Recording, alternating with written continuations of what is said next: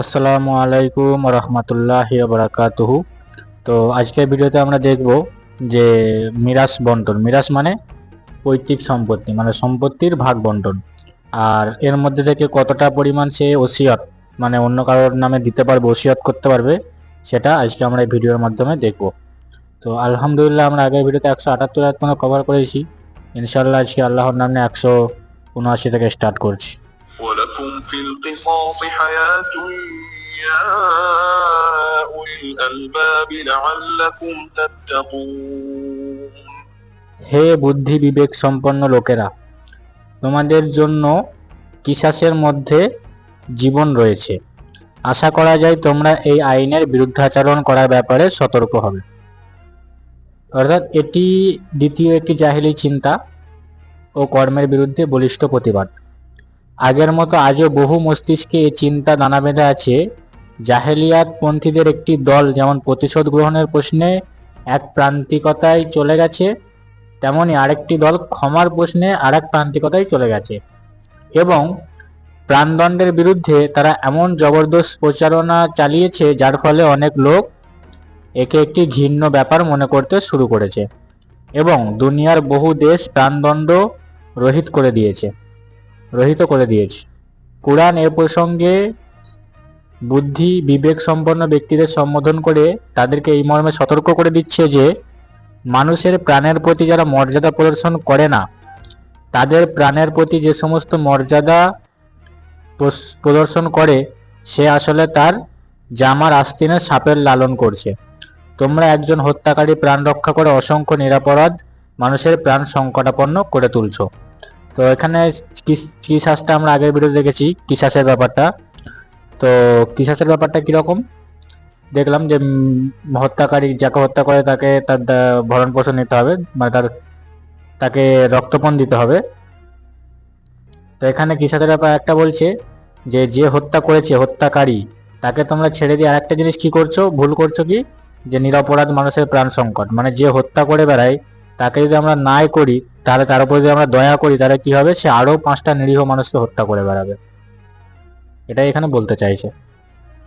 كتب عليكم إذا حضر أحدكم الموت إن ترك خيرا الوصية للوالدين والأقربين بالمعروف حقا على المتقين।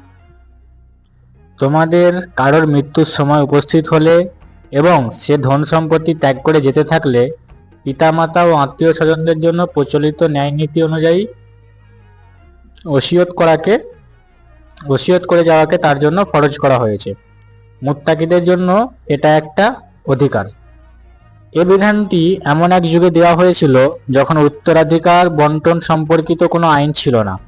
সে সময় প্রত্যেক ব্যক্তিকে ওসিয়তের মাধ্যমে তার উত্তরাধিকারীদের অংশ নির্ধারণ করে দিয়ে যাওয়ার নির্দেশ দেওয়া হয়েছিল। এভাবে মৃত্যুর পরে পরিবারের মধ্যে কোনো বিরোধ এবং কোনো হকদারের হক নষ্ট হবারও ভয় থাকে না। পরে উত্তরাধিকার বন্টনের জন্য আল্লাহ নিজেই যখন একটি বিধান দিলেন, সূরা আন-নিসায় এ সম্পর্কিত বিস্তারিত আলোচনা করা হয়েছে। তো তখন নবী সাল্লাল্লাহু আলাইহি ওয়াসাল্লাম ওসিয়ত ও মিরাসের বিধান ব্যাখ্যা প্রসঙ্গে দুটি নিয়ম ব্যক্ত করলেন। তো সেই দুটো নিয়ম কি? প্রথমে কিন্তু ওসিয়ত করে যাওয়া, প্রথমে ভাগ বন্টনের নিয়ম কিন্তু ছিল না, সেটা ওসিয়ত করে যাওয়া ফরজ ছিল মানুষের উপর। তো এখন যেন আবার কেউ এই ভুল ধারণা করে না বসে যে এখনো ফরজ আছে, কারণ এটা এখন সূরা আন-নিসা পরে নাজিল হয়েছে।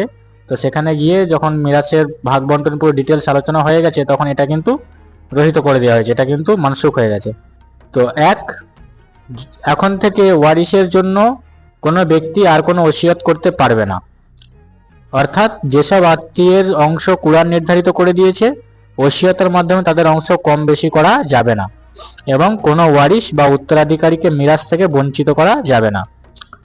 আর কোনো ওয়ারিস আইনগতভাবে যা পায় ওসিয়তের সাহায্যে তার চেয়ে বেশি কিছু, কি অদ্ভুত সাহস দেখো!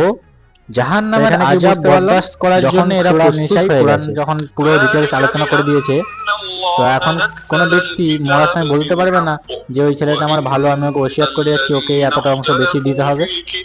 মানে আত্মীয়, রক্ত সম্পর্কে আত্মীয়, কুরআন যার মধ্যে যে হক রেখেছে এই সব কিছু ঘটার কারণ হচ্ছে এই যে আল্লাহ তো যথার্থ সত্য অনুযায়ী কিতাব নাজিল করেছিলেন, যার যতটা অধিকার তাকে ততটাই দিতে হবে। যারা কিতাবে মতবিরোধ উদ্ভাবন করেছে তারা নিজেদের বিরোধের ক্ষেত্রে সত্য থেকে অনেক দূরে চলে যাচ্ছে।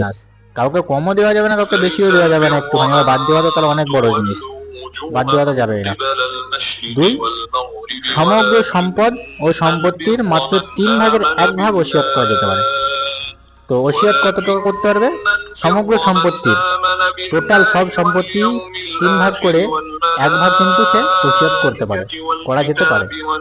এই দুটি ব্যাখ্যামূলক নির্দেশের পর এখন এই আয়াতের অর্থ দাঁড়াচ্ছে সম্পত্তির 2/3 ওয়ারিসদের জন্য রেখে যেতে হবে। মৃত্যুর পর এগুলো মৃত ব্যক্তির ওয়ারিসদের মধ্যে কুরআন নির্দেশিত বিধান অনুযায়ী বণ্টিত হবে। তো মৃত ব্যক্তি কি করতে হবে? তার ওয়ারিসদের জন্য 2 অংশ রেখে যেতে পারে, 1 অংশ সে ওসিয়ত করতে পারে, নাও পারে বা করতেও পারে, সেটা তার ব্যক্তিগত ব্যাপার। তো সেই মরে যাওয়ার পরে তার তার যে ছেলে, ভাই, বোন, মা, বাপ, তার যে হক আছে সেগুলো ভাগ হবে কিরকম? কুরআন নির্দেশিত। এটা বললে হবে না আমার আব্বা আমাকে ওটা দিয়ে গেছে, আমার মা আমাকে ওটা দিয়ে গেছে। আমাদের মুখ পূর্ব দিকে বা পশ্চিম দিকে ফিরাবার মধ্যে কোনো পুণ্য নেই, আমাকে বেশি দিতে হবে। বরং সৎ কাজ হচ্ছে এই যে মানুষ আল্লাহ কিয়ামতের দিন কুরআন যতটুকু বলেছে ফেরেশতা আল্লাহর অবতীর্ণ কিতাব ও নবীদেরকে মনে প্রাণে মেনে নেবে এবং আল্লাহর প্রেমে উদ্বুদ্ধ হয়ে নিজের প্রাণপ্রিয় ধন সম্পদ, এমন সব আত্মীয়-স্বজন, যারা তার এতিম মিসকিন, মুসাফির, ওসিয়ত করতে পারবে, সাহায্য প্রার্থী ও কৃতদাসদের মুক্ত করার জন্য ব্যয় করবে, আর নামাজ কায়েম করবে এবং যাকাত দান করবে। যারা অঙ্গীকার করে তা পূর্ণ করবে এবং বিপদে অনটনে ও হক বাতিলের সংগ্রামে সবর করবে, তারাই সৎ ও সত্যাশ্রয়ী এবং তারাই মুত্তাকি। যাদের হক রেখে মুত্তাকি কারা? তাদের যারা বাইরের সৎ কাজ করবে। তাদের সৎ কাজ কি? সৎ কাজ হচ্ছে এই যে মানুষ তার নিজের গৃহে বা পরিবারে সাহায্য লাভের মুকাবিল ফেরেশতা আল্লাহর অবতীর্ণ কিতাব বাইরে যাদেরকে সে সাহায্য লাভের নবীদেরকে মনে প্রাণে মেনে নেবে। জনকল্যাণমূলক মানুষ আল্লাহ কিয়ামতের দিন বা আল্লাহর জাতীয় সৃষ্টি আছে, ফেরেশতা আল্লাহর নাযিলকৃত কিতাব সবগুলোকে মনে প্রাণে একদম মন থেকে মেনে নেবে আর আল্লাহর প্রেমে উদ্বুদ্ধ হয়ে যাবে। আল্লাহর জন্য তাকে ধন সম্পদ, আত্মীয়-স্বজন যদি ছাড়তে হয় সে ছাড়তে রাজি। এমনকি সাধারণভাবে ওসিয়ত একটি মানসুখ আল্লাহকে এত পরিমাণ ভালোবাসতে হয়েছে। কিন্তু আর হচ্ছে কি মাজিদে এটিকে একটি হক, নিজের প্রাণপ্রিয় ধন সম্পদ আল্লাহর পক্ষ থেকে টাকা অন্যজনের পেছনে খরচা করতে গিয়ে ভাবি যে আমি এত কষ্ট করে কামিয়েছি লোককে দেওয়ার জন্য, এই হক আমি কামিয়েছি এই হক আল্লাহর ইচ্ছায়। আল্লাহর ইচ্ছা না থাকলে অতটা কামাবার ক্ষমতা আমার ছিল না। প্রশ্ন দেখা দিয়েছে আমি কামিয়েছি আল্লাহর ইচ্ছায় আর ওটা আমার নয়, অনেক জটিল আল্লাহর। আমি চলে গেলে যতক্ষণ আমার কাছে আছে ওটা আমার, আমি চলে গেলে অন্য কারোর। যেমন ওটা আমার নয়, আল্লাহ আমাকে কামাবার সুযোগ দিয়েছেন। বাপ ও মা দুনিয়ার মধ্যে সবকিছুই আল্লাহর, খালি আমাদেরকে ব্যবহার করার সুযোগ দিয়েছে কেন? দুনিয়াতে যাতে চলতে আমাদের আসান হয়। তো ওসিয়ত কথাটা করতে প্রাণপ্রিয় ধন সম্পদ, আত্মীয়-স্বজন, এতিম করতে পারবে, মিসকিন, তাও আবার যাদের সম্পদ, সাহায্য প্রার্থী যারা সাহায্যের জন্য আমাদের কাছে আসে যে আমাকে সাহায্য করো, আমি বিপদে পড়েছি আমাকে সাহায্য করো, সেই হচ্ছে তারা হচ্ছে সাহায্য প্রার্থী। ও কৃতদাসদের মুক্ত করার জন্য ব্যয় করে। নিজের ধন সম্পদ কাদের পেছনে ব্যয় করে? আত্মীয়-স্বজন। নিজের আত্মীয়-স্বজনের মধ্যে কিন্তু নিজের বাবা মাও পড়ছে, নিজের আত্মীয়-স্বজন। যদি কেউ ওসিয়ত শোনার পর, এতিম তো আমরা সকলে জানি এতিম কাদেরকে বলে, মিসকিন, তাহলে গরিব মিসকিনকারীরা, মুসাফির যেটা আমরা ফকির বলি, ভাগী হবে। এবং মোট করে যারা সাহায্য প্রার্থী, যাদের সাহায্য দরকার, তারপরে কি বলছে আমার আত্মীয়-স্বজন হোক, এতিম মিসকিন মুসাফির যেই হোক, যারা সাহায্য দরকার সেদিকে কোনো সাহায্য করা আর কৃতদাসদের মুক্ত করা। যেহেতু এখন কৃতদাস নেই, পরিবর্তন করে কৃতদাসদের মুক্ত করার জন্য ব্যয় করে। এই সমস্ত নামাজ কায়েম করবে এবং যাকাত দান করবে। যেটা করবে সেটা যারা অঙ্গীকার করে, যারা কথা দিয়েছে জুবান যে আমি এই কাজটা ঠিক আছে, তোমার এই কাজটা আমি করে দেব, তোমার এই উপকারটা আমি করব, যারা অঙ্গীকার করে যাদের হক আছে তারা পূর্ণ করবে। এবং বিপদে অনটনে যখন বিপদ আসবে, বিপদে পড়বে, পূর্ণ করে কি করব এবং অনটন যখন অভাবে পড়বে, দাদা যা বলে গেছে তার হয়তো খাবার নেই, একবেলা খাবার আছে একবেলা নেই, হয়তো দুবেলায় না খেয়ে আছে, যখন সে অভাবে পড়বে করে এবং হক ও বাতিলের সংগ্রাম, যখন হক ও বাতিলের মধ্যে পার্থক্য হবে, কিন্তু দুজনের মধ্যে যখন কথোপকথন হবে, তখন হক আর বাতিলের সংগ্রামে সবর করবে, তারাই সৎ ও সত্যাশ্রয়ী এবং তারাই হচ্ছে মুত্তাকি। তো আল্লাহ আয়াতের প্রথমে কি বলে, তোমাদের মুখ পূর্ব দিকে পশ্চিম দিকে ফিরাবার মধ্যে কোনো পুণ্য নেই।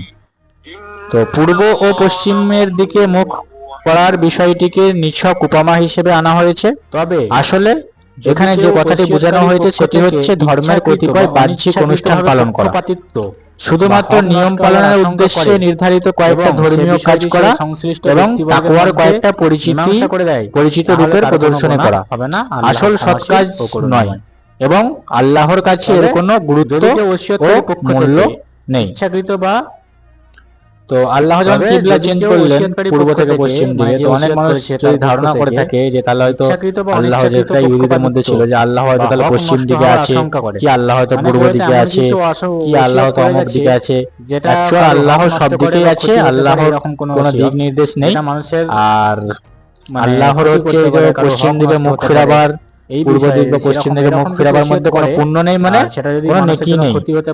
এটা একটা হচ্ছে কি হয়তো তিন ভাগের দু ভাগ ধর্মের একটা কতিপয় বাহ্যিক অনুষ্ঠান পালন করা, নষ্ট করে ফেলছে। মানে প্রত্যেকটা ধর্মের একটা নিয়ম কানুন আছে, সেটাই হচ্ছে এখানে আমাদের একটা নিয়ম, সেটা নিয়ম পালনের উদ্দেশ্যে নির্ধারিত ধর্মীয় কাজ করা এবং তাকওয়ার কয়েকটা পরিচিত রূপে প্রদর্শন করা আসল সৎ কাজ নয় এবং আল্লাহর কাছে এর কোনো গুরুত্ব মূল্য নেই। তো আসল সৎ কাজ কোনগুলো সেটা আমরা দেখলাম, আর আসল সৎ কাজ হচ্ছে সেগুলো যেগুলো আল্লাহ কোরআনে বলেছে, আগে পড়লে আমরা আরো জানতে পারবো এবং এর আগের যে আয়াতগুলো পড়েছি আমরা তার মধ্যে আমরা অনেক কিছু দেখেছি, মিটিয়ে ফেলতে হবে এতে। তো আরো ডিটেইলস আমরা আরো আগে পড়বো, এখন অনেক বাকি আছে। তো এতক্ষণ সঠিক ওসিয়ত বললাম, যতটুকু নিজে বুঝেছি বোঝাবার চেষ্টা করলাম, আর সেটা যদি সম্পত্তি থেকে ভাগের মধ্যে যেমন মুখ থেকে কোনো ভুল কথা বেরিয়ে থাকে তার মধ্যে থেকে আমাদের মন থেকে সেটা মাফ করুন, না দেব না। আল্লাহ সকলকে হিদায়াত দান করুন, সকলকে ভালো রাখুন। সেই ক্ষেত্রে হবে হচ্ছে যে আপনার সমস্ত গুনার ভাগ কিন্তু তাকে নিতে হবে, যেও পরিবর্তন করবে। তো আলহামদুলিল্লাহ আমরা 182 আয়াত পর্যন্ত কভার করলাম। জাসপাতের মধ্যে মুখ থেকে কোনো ভুল কথা বেরিয়ে থাকে তো আল্লাহ আমাদের মন থেকে সেটা মাফ করুক। আল্লাহ সকলকে ভালো রাখুক, সুস্থ রাখুক।